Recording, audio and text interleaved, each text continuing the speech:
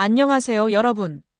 혹시 밥을 먹고 난 뒤에도 자꾸만 달콤하거나 짭짤한 음식이 생각나신 적 있으신가요?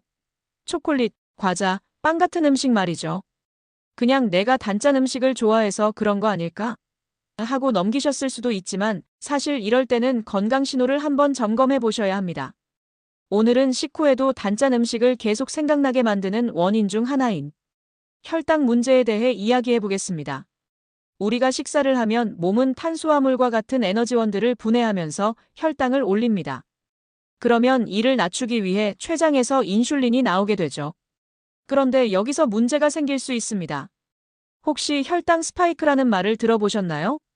식사 후에 혈당이 갑자기 급격히 올라갔다가 빠르게 떨어지는 현상을 말합니다. 이런 현상이 반복되면 우리 몸은 에너지가 부족하다고 오해하게 되고 바로 단 음식과 짠 음식을 찾게 만드는 강력한 신호를 보냅니다. 결국 내가 필요 이상으로 칼로리를 섭취하게 되는 악순환에 빠지게 되는 거죠.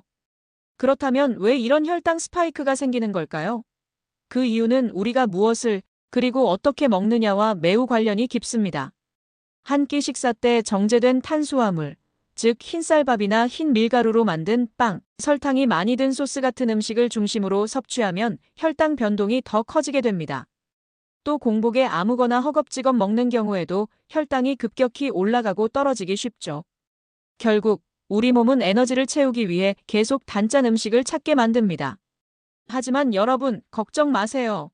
이렇게 혈당 변동을 막고 식사 후 단짠 음식을 덜 생각나게 만드는 몇 가지 효과적인 방법을 지금 바로 알려드리겠습니다. 먼저 식사 순서를 바꿔보세요.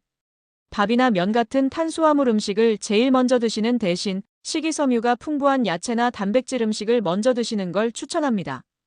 예를 들어 샐러드나 나물 반찬, 혹은 생선과 닭가슴살 같은 음식을 먼저 먹고 밥을 드신다면 혈당이 천천히 안정적으로 오르기 때문에 급작스럽게 떨어지는 일을 줄일 수 있습니다. 또 하나 중요한 점은 정제된 탄수화물 대신 통곡물 위주의 식품을 활용하는 겁니다. 흰쌀밥 대신 현미밥이나 잡곡밥을 드시고 흰 밀가루 대신 통밀빵을 선택하면 혈당이 천천히 올라가도록 도와줍니다. 이렇게 작은 식습관 변화만으로도 단짠 충동을 크게 줄일 수 있습니다.